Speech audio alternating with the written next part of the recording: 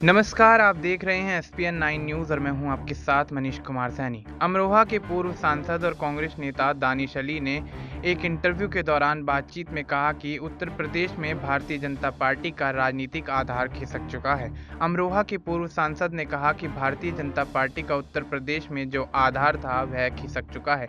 भाजपा के लोग लोकसभा चुनाव में उत्तर प्रदेश में 80 में से 80 सीटें को जीतने का दावा कर रहे थे, लेकिन 33 सीटों पर ही सिमट कर रह गए।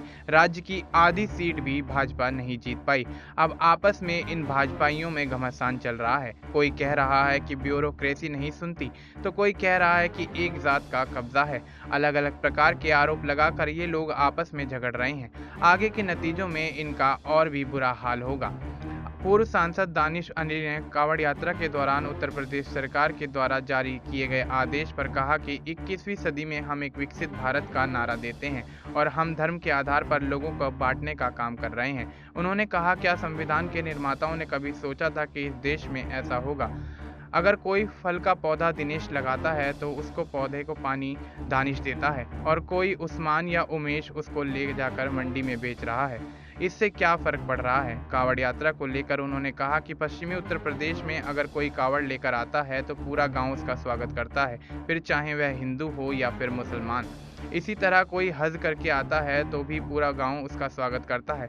लेकिन बीजेपी और योगी आदित्यनाथ की सरकार को अपनी राजनीतिक जमीन खिसकते हुए नजर आ रही है, इसलिए उन्होंने दोबारा अपने सांप्रदायिक एजेंडे को शुरू किया है। लेकिन जनता अब समझ चुकी है।